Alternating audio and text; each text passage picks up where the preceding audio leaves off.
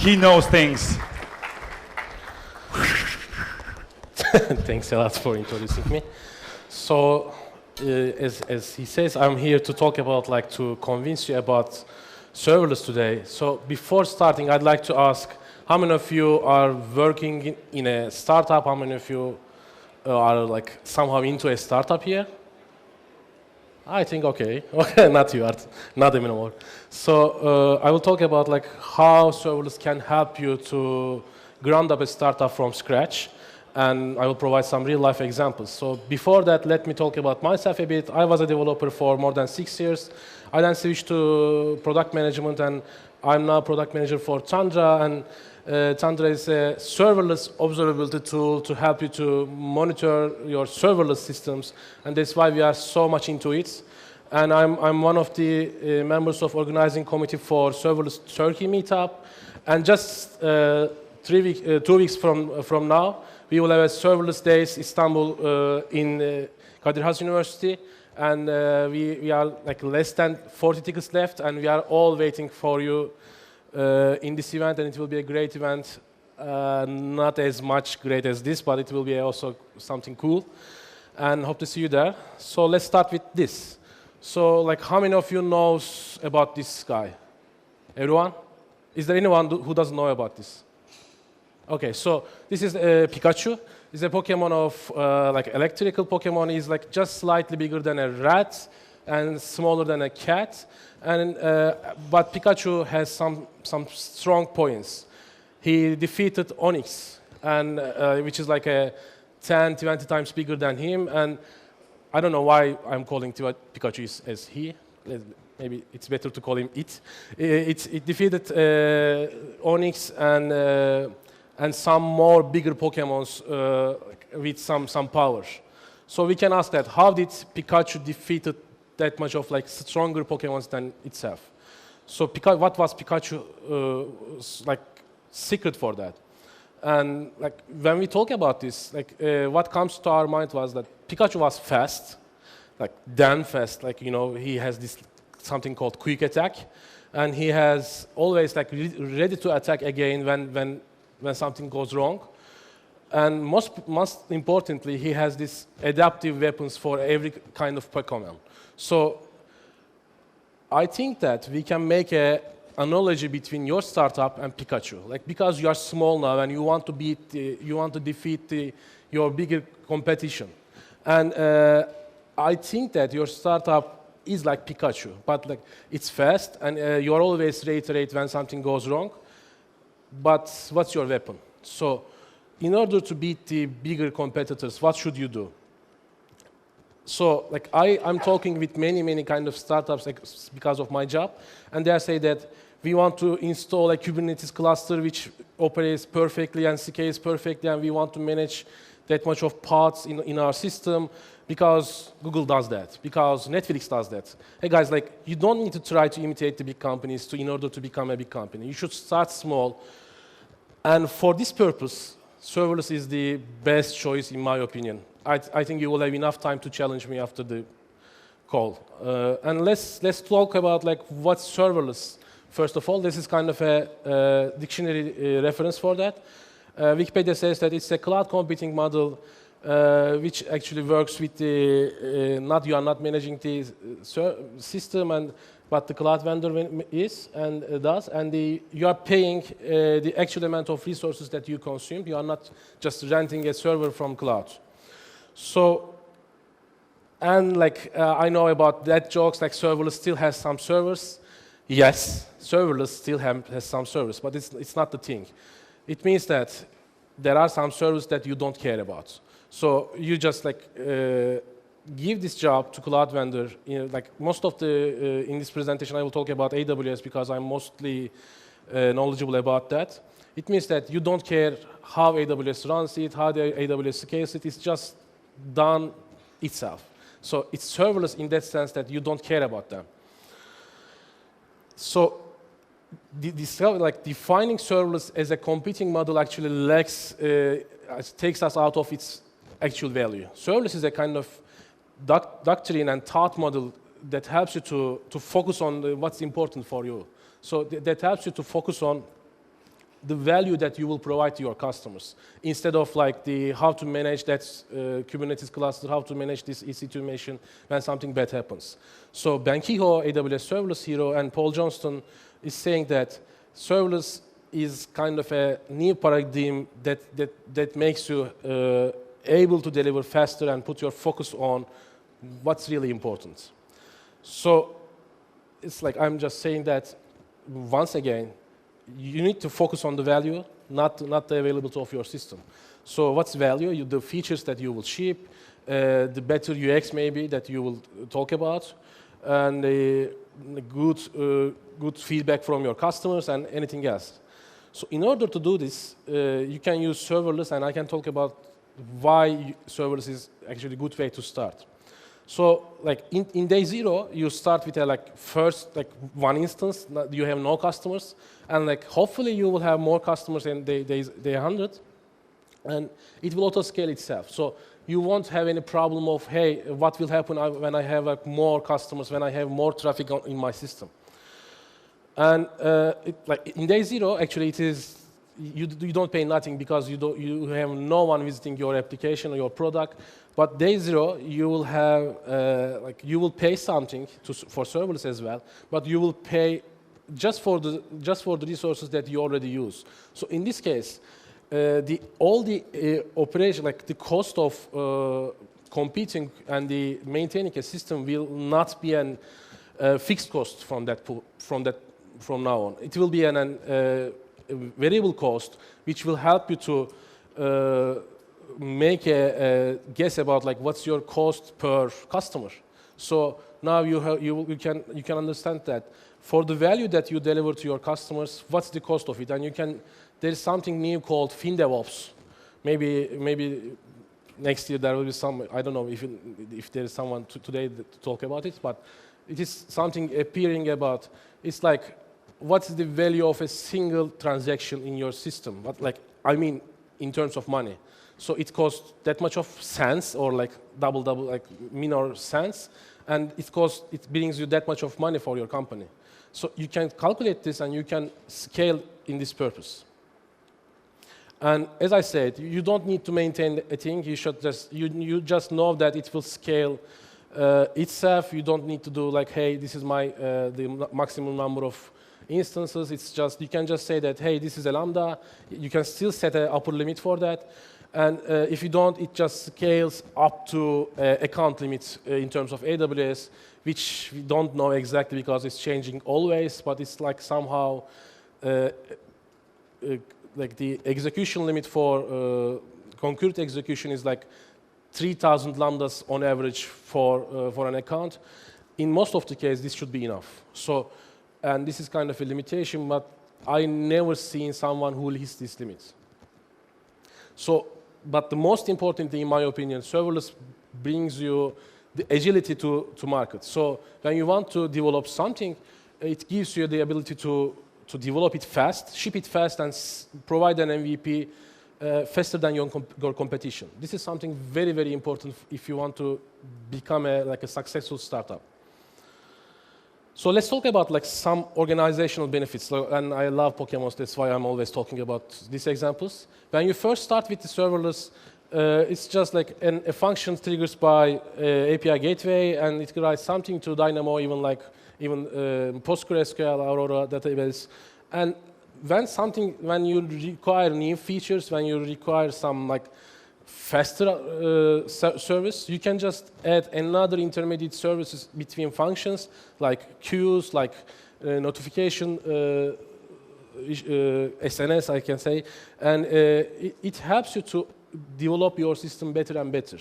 And at the end of the day, when you become hopefully a big company, you will need to have a more detailed architecture, and you will become a Charizard, and we'll have this distributed architecture.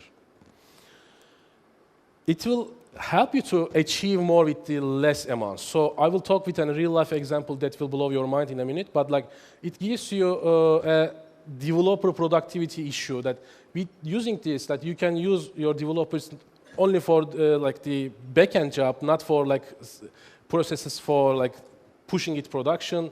It's just there when you finish your job. And in my opinion, I see it from like many organizations that it increases the organizational belonging from the perspective of developers because they now feel that they are doing something valuable for their company like every second they contribute. So they know that this is something that they are doing for their company when they are actually working with serverless. So in terms of security, this is something which is people are very worried about, but actually they don't need to, because in terms of security, serverless and in our case, AWS provides roles and permissions for every single function, which means that now everything is a lot more granular, and you can just manage the roles if you want. Like this is actually in the same time a drawback because you need to manage the roles of every single function. But if you want to achieve a security that a function should not reach to some place that it doesn't need to, you can just give that access to one single function and block every other. In this case, you are actually protecting your system itself because of, in terms of security. And in terms of separation of concerns, again, you can just, it's actually the value proposition of microservices. You are just separating your microservices even tinier pieces, which gives you, which makes you worried about less about separation of concerns. A Lambda function does something very tiny, and even if it breaks, it doesn't collapse your own system. So, like serverless is not for everyone. I can accept that. But let's talk about like what is serverless is for really. Like if you are expecting a traffic which has unexpected spikes and goes low, yes, you need to go serverless for sure. And if you don't worry about how to scale your system, and if you want to use the computing power as a variable cost, and I'm not sure if it's the best thing to say in a DevOps conference, but if you are short of hiring ops people for your system for now, because you won't probably need ops people for managing serverless. And if you, as I said, if you want a developer time to use more efficiently, serverless is the best choice for you. Let's talk about this real-life example that actually blew my mind before, and I'm sure that it will blow your mind as well. So this is Slobodan. He's a friend of mine, and he's an AWS serverless hero, and he's a CTO of a company called Vacation Tracker. So Vacation Tracker is just like a very simple idea that everyone in this room can think of. It's just like you are from your Slack application, you just say that, hey, I'd like to get a vacation, and it just sends you a Slack message to your manager. And it says that, hey, Emrah wants to get a vacation between these dates, and let's say that Serkan also has a vacation at that time. And your manager says that I am accepting it or I'm denying it. And if he accepts, it just updates your calendar and the original calendar of the company. If he doesn't, you just get a notification that your vacation request has been denied. This is it. This is how Vacation Tracker works. And they started as a hackathon project for that. And they are, as I say, they are using a Slack chatbot. They have a dashboard to show who is on vacation when. And they have this calendar integration with Outlook and calendar integration with Google Calendars. And they only have 2 full-time full stack engineers. And these engineers are coming from front-end abilities. Like they were not back-end. They are far from being an ops person even. And they outsource design, and they have no ops people, and they are using CloudioJS to deploy their application, which is kind of a very cool deployment tool for Node.js application on serverless. And for now, like I chatted with Slobodan last week, and for now they are accepting 3 million invocations per month for Lambda. It's nothing. It's like considering that the first 1 million invocation is free for Lambda, it's like just nothing. And let's talk about like their system again. As you see, Slack and the application are connecting with the Lambdas through API gateway, and it writes the request to Dynamo. When you pay for them, it goes to Stripe, and they have a MongoDB, in my opinion, which is not a good choice, but we discussed with him. They have some problems.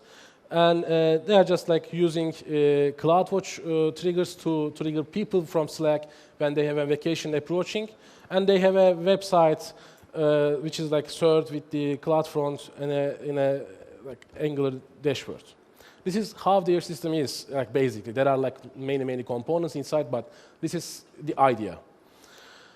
So let's talk about who is using them. So they've been used by even like United Nations, Nike, and the IBM, and like very big companies that you can think of. And this is their pricing. So if you have like less than 50 people, you are paying them $25 per month. And if you are more than that, you are paying them one per person. So like let's talk about what might be the cost of operating this system a month. So does anybody have a guess? Like, because it's something really ridiculous. Like, who says that it's like more than $1,000? Who can say that it's like? Who can say that it's less than 500? So it is like this. So they are just paying that much of money to AWS as a bill because they have only 3 million invocations per month. They are not getting that much of traffic, and you don't use that application that much. You know, you don't request a vacation always. It's just something that happens to an employee like at most six times a year. And like even if you have that much of customers, who is using that? Like they are not taking that much of spikes. They are getting spikes only when like people wants to extend their Christmas holiday. People wants to extend their, let's say for Turkish people, Bayram holiday, and this is the only spike that they can get off. And actually, they are getting rid of this by using AWS credits because they are a startup. Because AWS provides credits for startups, and as Thundra, we are also receiving that. I can like guide you if you are a startup and looking for the AWS credits after the meeting, of course. And so, what might be their ARR? This is the funny part. This is the part that blew my mind actually. So who can say that it's like ARR, by the way, their recurring revenue for a year. So who can say that this is like less than $1,000 or like, let's say $10,000? Their ARR is 100K. So like they are much more profitable than like many of the companies operating. So they are achieving this with serverless. They scaled up that much, and they provide a value to their customers, and they provide it really successfully. I'm using their tool as well. And it's something very basic, something very usable, something that everyone needs, and implemented with serverless, fully serverless. And there is nothing even like managed. They are not managing any EC2 server. They are not managing any Kubernetes cluster. They are just using this. So Slobodan wanted to pass a message and say hi. This is the discount code for Vacation Tracker. If you use this one, you will have 25% discount for the first 3 months from Vacation Tracker. So this is him speaking in Serverless Days Istanbul 2 weeks later. You can just find him, and he will give the closing keynote and talk about like, how Vacation Tracker managed to do that much of success with serverless. And this talk will be like very interesting because he will resemble serverless with the modern art, and he will talk about how serverless is just resembles with the Van Gogh paintings. I'm really curious about it, and you will see how it will look like. So when it comes to serverless, the biggest concern about is actually vendor lock-in. So it's not you are not locking into a vendor because that you are using a Lambda function or you are using any kind of a FaaS solution, function as a service solution. You are locking in a vendor because that you are using other serverless services. So you are using Lambda, and it connects to a Dynamo. It gets triggered from SQS. So in this case, you are locked in to AWS. There is no like, I can't tell anything about it because you can just take out of your Lambda function the logic inside, but like replacing like say Kinesis with a Kafka stream, replacing SQS with something else, replacing everything else with something else can be costly in terms of like migration. And you should consider the switching cost. I don't actually claim anything against it. And but in any case, like if you are achieving more with a tool, like I think that Berkay already told about how Opsgenie did with AWS and the DevOps culture, and if it helps you to provide value for your customers, in my opinion, you don't need to worry about the vendor lock-in, because the vendors are also competing with each other, and in this case, it's nothing a problem in this case, because I saw no vendor increasing prices since like 6 years, and I don't think that we will see a price increase by a vendor in the next 10. So there are some limitations with serverless. Actually, I should say there were. So we can say that serverless is working with only with some programming languages. There was a problem of cold starts and with VPN and Java and .NET. It's just the execution time is short to achieve your goals, and your binary size should be small to upload it to vendor. But they solved all these problems in this year.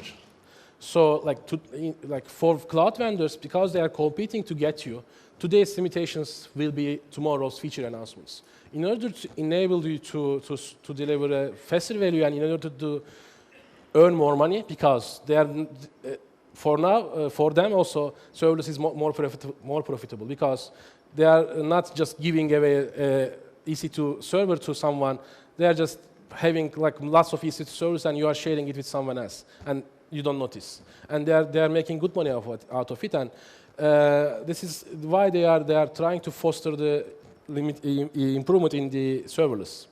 So let's talk about how cold start changed since last year. So cold start was a problematic thing for like almost every language, and now they are doing like they cut the cold start time by half for almost every language. By the way, just to remind it, what's cold start is that since it is serverless, then there is no warm server waiting for your request. In serverless, cloud vendor opens up another container to have your request to actually respond to your customers. So in this case, a container starts just at time, and this is called cold start. There is a kind of a initialization time at the beginning to process your request. So it was like more than a second for Java last year, and it now like it's like half of a millisecond, half of a second, and I know that it will be even less than this in a year. Okay, so they have solved the cold start VPC issue.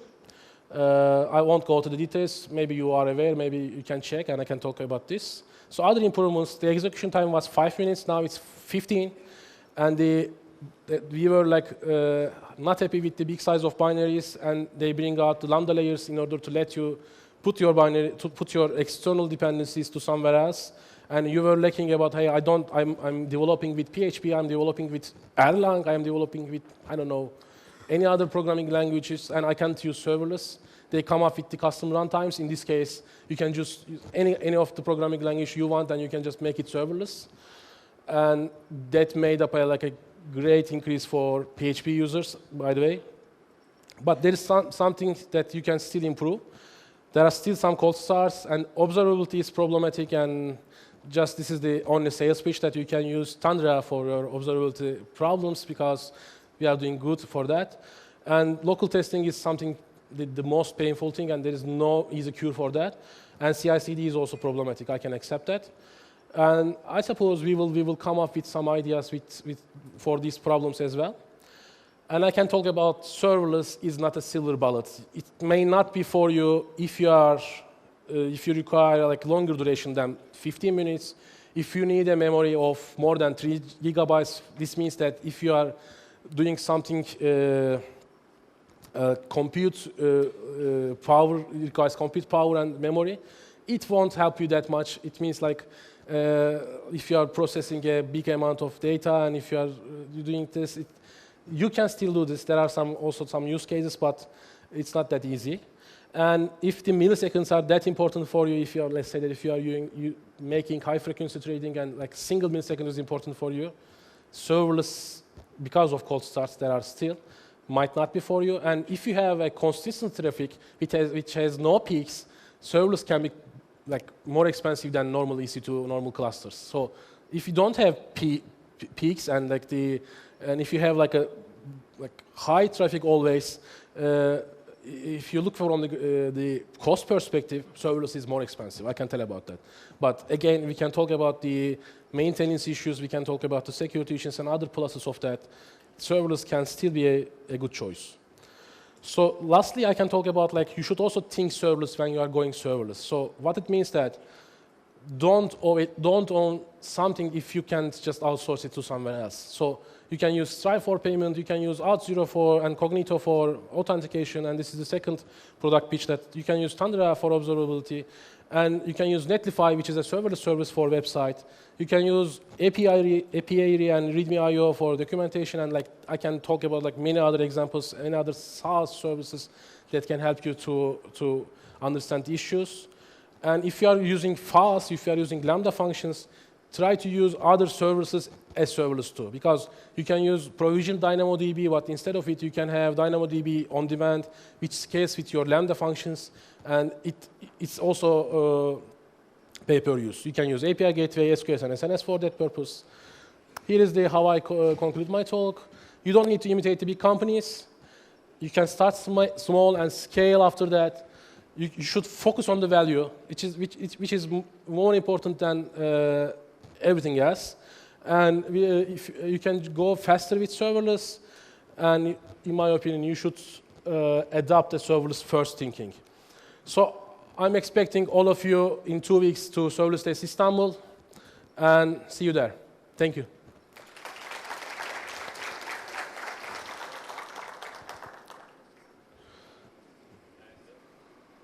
I'm here for questions. I'm not sure. Okay, so we have a lot of questions for you. Because of Pikachu, maybe. Because of Pikachu and Onyx. I like Onyx. Okay, so what is the difference of serverless with SaaS? I mean, if we are in serverless as software as a service solution, is there any difference? Like with, for example, let's say e-commerce website. Actually, I can't think of it. Serverless is also it can be considered as a PaaS, but I don't definitely agree. But it's a SaaS that's the compute is served to you as a service by cloud vendor. It's SaaS from that perspective. It's pay-per-use. You don't pay what you don't use. It's SaaS from that perspective. I don't see a difference there. So I think if it helps, we can get to the next question. For serverless architecture, how do we handle versioning when we need to use large number of functions? For example, 100+ functions per application. This is a very good question. Yes. So this is something very problematic. Everybody does their own method. There's nothing like one single truth for that. People are using some Git for that, some local repositories, and I can talk about some good examples. Again, I can just forward you to companies who are doing this. This is something you should do versioning from the Git. You should do versioning from the AWS code tools, code pipeline, and code deploy. And this is doing this is actually how you do it. This is something can be topic of a bigger talk, maybe. Okay, so the next question is, when are we choosing cloud service provider, what should we consider? For example, should we consider money, built-in products, scalability? In other words, how do we pick between Google Cloud, AWS, Azure, and DigitalOcean, etc.? So, as you see, money should not be a concern because it's not for every fast provider. It's not that expensive. In my opinion, scalability is already available for all of them.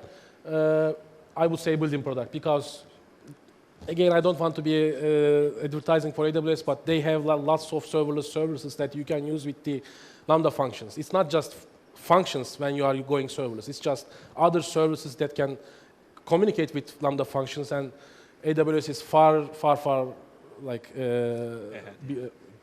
of its competitors. Yep. Okay, so the next question is the last one, right? Let's say we are using AWS. Is it better to use Redshift or DynamoDB rather than deploying our own instance of MySQL, PostgreSQL, or MongoDB? It depends on your use case, but in terms of managing it, actually, I will go with the Dynamo, even managed Dynamo to make it like scales itself. But if there is a cold start with Dynamo as well, but so it can be problematic if you are doing something synchronous. If you want your PostgreSQL, if your MySQL and Mongo, and that's why they are using Mongo actually in Vacation Tracker, because there was no Mongo was faster than Dynamo at that time when they first started. They are using that. If you are managing something and if you make it faster than what AWS provides, you will manage it, but it will be faster, and it works to that much of hassle. Hope it helps. Okay. Do we have any other questions? If you can. Thank you very much, Emrah. You're welcome. Thank you. Thank you. Yep.